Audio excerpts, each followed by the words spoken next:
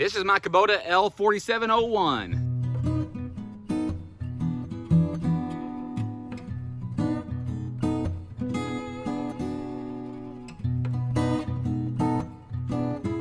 It's been a little over a year that we purchased this tractor. We bought it from a place called CFI over in Possum Trot, Kentucky. Google it if you're interested. I'd used a friend of mine who had, I think it's the 33 horsepower is what he had. His name's Gary West. He dropped it off here and let me use it for a few days. We decided that we wanted to buy one.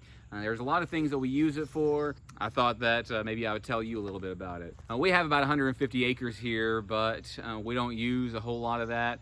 We probably only use about 20 or 25 acres of it, and that's including a lot of the wooded area, and we have a lot of things that are really spread out here as well. We have a lot of mulch. Last year, the tree trimmers for the electric company dropped off probably 50 loads of mulch. Before we bought this, I spread most of that by hand. A rake, a shovel, a pitchfork, and a wheelbarrow, and just brute strength and awkwardness. We got this, and that changed it big time for us. Beforehand, when they drop off one load, I would spend about 2 or 3 hours trying to spread it out the way that I wanted it.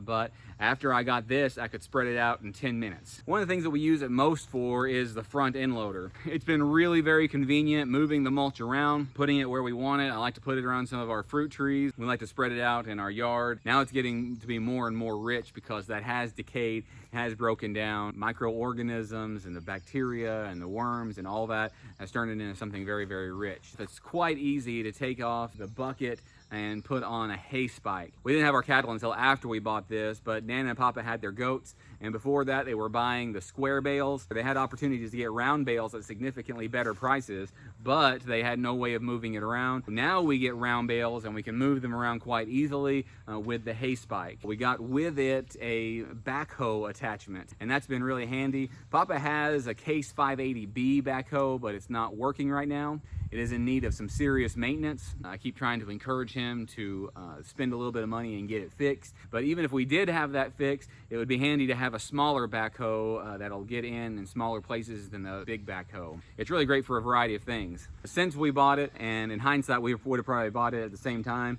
we've bought this tiller. We've been able to till a large area in a very short amount of time, so we've used that a great deal as well. I kind of like to get a box blade for it. We don't have one yet. We've got to do some major work on our road here. We've got a gravel pit on our property. We've gotten a little bit of gravel with this. This is about a 47 horsepower engine. If Papa had his backhoe fixed and his dump truck fixed, because he's also got a dump truck that's in need of some serious work as well, if he got both of those things fixed, and that would be a really great asset on our farm to help get the road fixed and then do some other projects as well. Right now, if we want to move some of the mulch, we've got to move it one bucket at a time. If we had the dump truck, we could move a great deal of it at the same time, and I would really like that. And if Papa doesn't want to end up getting his dump truck fixed, I'm wanting one of our next purchases for the farm to be a dump trailer. I think that would be a very handy thing. One of the things I wish I would have done whenever we first got it was to get the grapple attachment. I know I can still do that, but if I do that now, it's going to cost a little bit extra to get that installed.